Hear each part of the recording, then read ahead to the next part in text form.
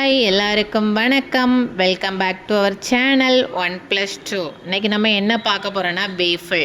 அதுக்கு முன்னாடி எங்களோட சேனலை லைக் பண்ணுங்கள், கமெண்ட் பண்ணுங்கள், சப்ஸ்கிரைப் பண்ணுங்கள். வாங்க வீடியோக்குள்ளே போகலாம். ஒரு சின்ன பவுலில் 1 கப் மைதா மாவு, 1 டீஸ்பூன் பேக்கிங் பவுடர், அரை டீஸ்பூன் பேக்கிங் சோடா, இந்த மூணையும் சேர்த்து தனியாக ஒரு பவுலில் எடுத்து வச்சுக்கோங்க.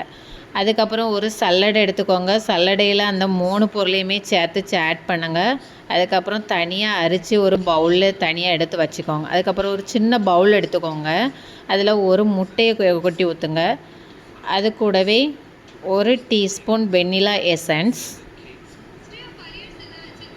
1 table spoon oil, sunflower oil எடுத்துக்கிறேன். நல்ல ஃப்ளேவர் இல்லாத ஆயில் எந்த ஆயில்னாலும் எடுத்துக்கலாம்.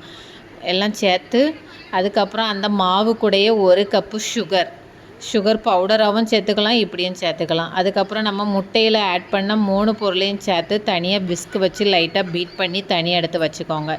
இப்போ நம்ம சுகரும் மாவும் ஆட் பண்ணதுக்குள்ளே இந்த பீட் பண்ண வச்சுருந்தா மாவை கொஞ்சம் ஆட் பண்ணுங்கள். மெதுவாக கொஞ்சம் நாளும் ஆட் பண்ணலாம், இல்லைனா சேர்த்துனாலும் ஆட் பண்ணிக்கலாம்.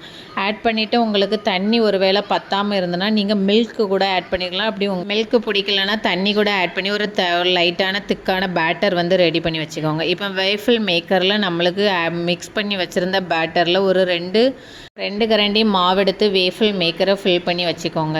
ஃபில் பண்ணி வச்சதும் 2 சைடாக நம்மளுக்கு தேவையான அளவு மாவு ஊற்றி வச்சுட்டு மூடி வச்சுக்கோங்க. மூடி வச்சதோட ரெட் கலர் லைட் வந்து ஆன் ஆகும்.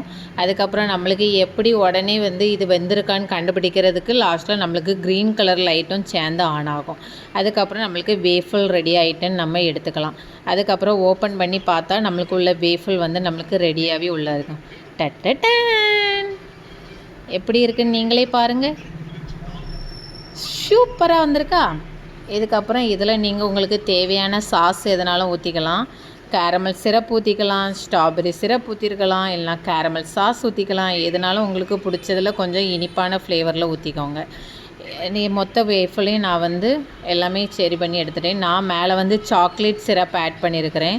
உங்களுக்கு ஒருவேளை சாக்லேட் சிரப் பிடிக்கலைன்னா கேரமல் சிரப்பு வீட்லேயே நீங்கள் செஞ்சு கூட ஆட் பண்ணி நீங்கள் சர்வ் பண்ணலாம். உங்களுக்கு இந்த வீடியோ பிடிச்சிருக்கோன்னு நினைக்கிறேன். பிடிச்சிருந்தா வீட்டில் ட்ரை பண்ணி பார்த்துட்டு எப்படி இருந்துன்னு கமெண்ட் பண்ணுங்கள். ப்ளீஸ் மறக்காமல் சேனலை சப்ஸ்கிரைப் பண்ணுங்கள், லைக் பண்ணுங்கள், கமெண்ட் பண்ணுங்கள், ஷேர் பண்ணுங்கள். இன்னொரு இன்ட்ரெஸ்டிங்கான வீடியோவில் பார்க்கலாம். பாய்.